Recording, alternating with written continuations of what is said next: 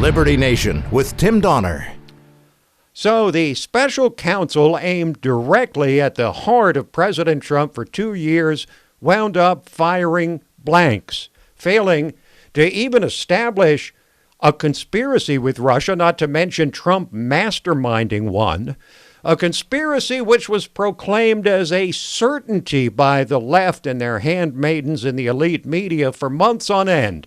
But this week, we were given an official explanation of something we already knew about what triggered that scandalous episode. A leak by the now infamous and thoroughly disgraced James Comey after he was shown the door by Trump as FBI director. This week, the first part of an internal Justice Department investigation by Inspector General Michael Horowitz was released, delivering a stinging indictment of Comey going rogue or going off the deep end, and releasing a memo to a professor friend of his with instructions to release it to the media in hopes of triggering a special counsel, which is exactly what happened. But Comey escaped indictment, at least for now, while demonstrating afresh his spectacular narcissism that makes Trump look like a shrinking violet. He actually had the chutzpah, Comey did, to send out a tweet asking for an apology from his accusers. This after the IG report condemned Comey for violating government rules, concealing information from his former agency, leaking sensitive documents without authorization, mismarking memos without classification banners, improperly retaining records in an unsecured location, failing to surrender those records to the FBI, and usurping authority he did not have, which, of course, is exactly what Comey also did in the Hillary Clinton email investigation when he made a spectacle of himself by effectively assuming the role of attorney general and judge and jury.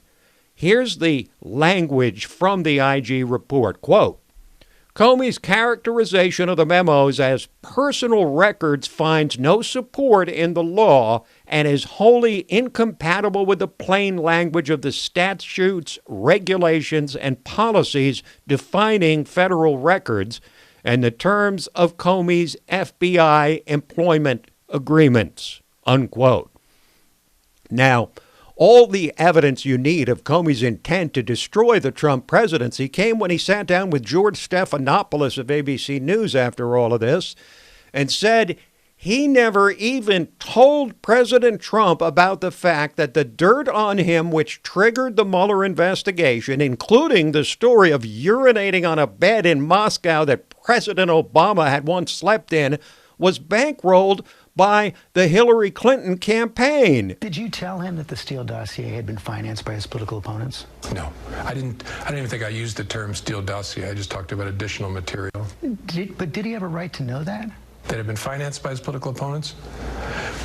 I don't know the answer to that. It wasn't necessary for my goal, which was to alert him that we had this information. Honestly, never thought these words would come out of my mouth, but I don't know whether the current president of the United States was with prostitutes peeing on each other in Moscow in 2013. It's possible, but I don't know. It's possible? It's possible? You see what he did there? He takes a ridiculous, scurrilous allegation and says, sure, it's possible. The weasel. What does that mean? Well, a weasel is a sneaky and sly person. Your weasel of a friend has a habit of, for example, forgetting his wallet every time he goes out to dinner with you. You can call someone who cheats and lies a weasel. That's James Comey. Now, talk about possible. It's possible. It's possible. This man, Comey, has actually succeeded in doing something that's almost impossible. He's made enemies of everyone in Washington. The left, after he usurped authority in the Clinton email investigation. The right, after he went on a personal vendetta to destroy Trump by any means available. He's now disgraced and left essentially for dead. A hollowed-out, shrunken shell of a man once thought to be a paragon of integrity, but now, like so many others in the Trump era, unmasked as the worst kind of craven, megalomaniacal D.C. swamp creature. And you know, Comey's not in the clear yet. Hardly. The Inspector General is focused on those FISA warrants, and Comey is right in the middle of that. So one would suspect that we haven't heard the last of this man, James Comey, who decided to take the fate of the Republic and a duly elected president he despises into his own hands and came frighteningly close to succeeding, to taking down the President of the United States.